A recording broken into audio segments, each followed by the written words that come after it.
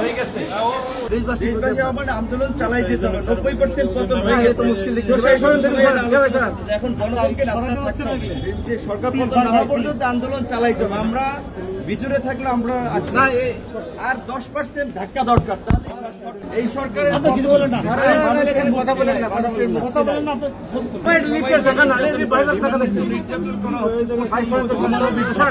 অমানবিক নির্যাতন হচ্ছে। জুলাইয়া চোখ বাইদা পাও বাইদা চোখ বাইদা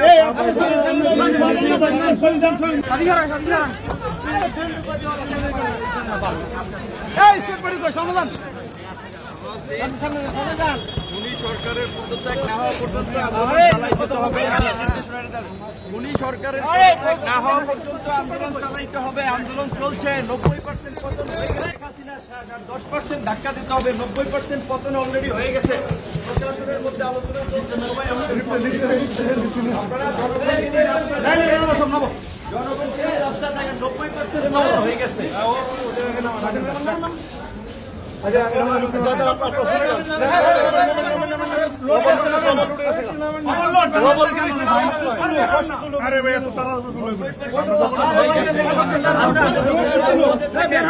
প্রশাসন ইতিমধ্যে আমাদের পক্ষে দাঁড়িয়েছে। আর মাত্র অল্প 10% ধাক্কা দরকার।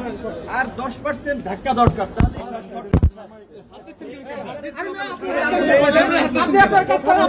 ক্যামেরা করতে দেন না। এই সরকারের কথা বলেন না, কথা বলেন না, কথা বলেন না। মানুষের মুক্তি নাই, পতন করতেই হবে। নির্যাতন হচ্ছে কিনা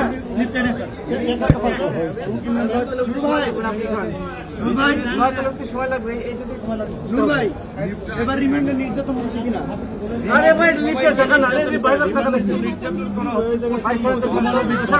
অমানবিক নির্যাতন হচ্ছে। জুলাইয়া চোখ বাইদা পাও বাইদা চোখ বাইদা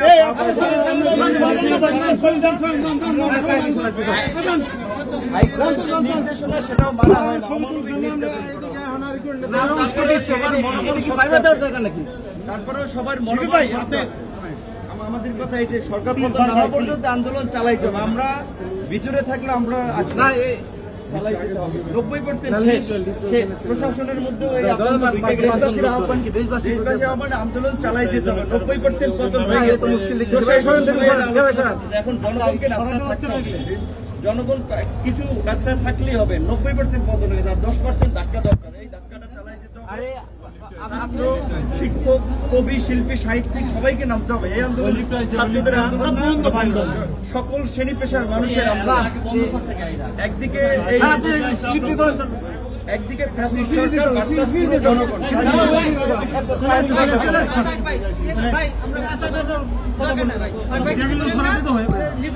আপনাকে মেডিকেল ট্রিটমেন্ট দেওয়া হচ্ছে কিনা? না, মেডিকেল ট্রিটমেন্ট কিসের?